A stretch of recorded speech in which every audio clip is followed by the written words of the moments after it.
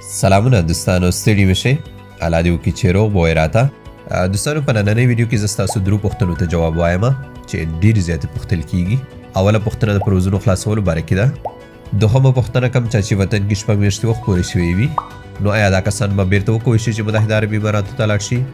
دریمه پوښتنه کوم چا چې وطن کې ویزې ختمیږي یا ختمېدونکي وي. نو ستاسو دغو دواړو پوښتنو جواب لپاره دا ویډیو ما سره تر پایه وګورئ. اول به راشم د پروزونو باره کې به درته ووایم. دوستانو تر اوسه پورې د افغانستان څخه ملکي نړیوال پروزونو خلاصولو باره کې هیڅ کوم نوي معلومات نه دي راغلي. دا به بیرته کله خلاصیږي دې باره کې زه اوس مهال هیڅ هم نشم ویلی.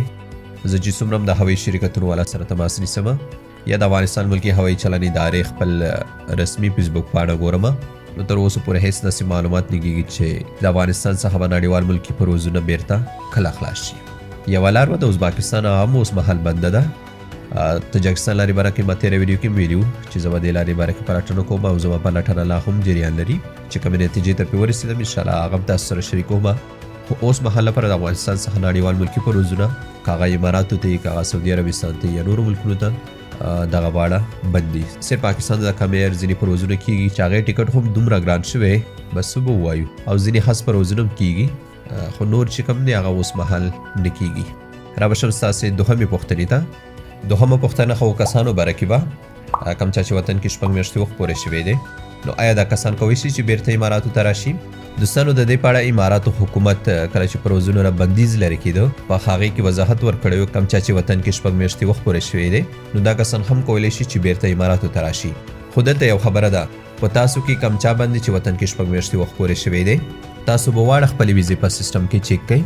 که چیرې مو ویزې په سیسټم کې اکټیو یا فعالې وي نو کولی شي چې بیرته اماراتو ته لاړ شئ. خو که چیرې په سیسټم کې کینسل شوي وي دغو کسانو لپاره 3 لارې دي.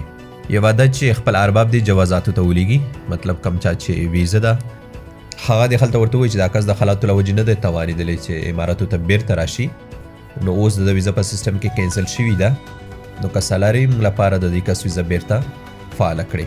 که چیرې امیګریشن کې هم د کسانو لپاره ویزې فعالې نه شوې نو دومره لار دا ده چې دا به انتظار کوي تر هغې پورې چې تر څو پورې اماراتو حکومت دغه ویزې بیرته فعالې کړي نه وي. نو دا چې دوی دغه کینسل شوي ویزې بیرته فعالي او که نه دې برخه کې تر اوسه پورې هیڅ هم نشته. بیا به انتظار کوئ که چیرې دوی فعالې کړي نو بیا خو به ستاسو قسمت کار کړي او که فعالې نه شوې دریمه لار دا ده چې بیا به ویزټ ویزا اخلئ او اماراتو ته به ځئ. یا که کاري ویزې خلاصې شوې نو بیا به کاري ویزا اخلئ بیا به اماراتو ته ځئ. نوره خو یې د حل لار اوس مهال لپاره نشته. را به شم ستاسې درېیمې پوښتنې ته.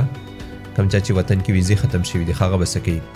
دوستانو کوم چا چې ویزې په وطن کې ختم شوي دي دوی به هم په سیسټم کې خپله ویزه چیک کوي. که چیرې فعاله وه نو دا کس کولی شي چې اماراتو ته بیرته لاړ شي. خو که چیرې کینسل شوي وه نو دا کس نشي کولی چې بیرته لاړ شي. د چیک کولو باره کې انشاءالله زه ویډیو درته جوړوم چې خپله ویزه به څنګه چیک کوئ. خو که کوم څوک نه پرې پوهېږي نږدې د یوې ټراول ایجنسۍ ته ورشي هغه به ورته چیک کړي. سمه ده. نور که دغه برخه کې کوم نوي معلومات راتلل هغې لپاره تاسو احمد ټایمز تعقیبوئ انشاءالله چې زه به هم پوه خبره وم. په آخره کې ستاسو دعاګانو او سپورټ نه د زړه له کومې مننه کوم. حال او باد اوسئ.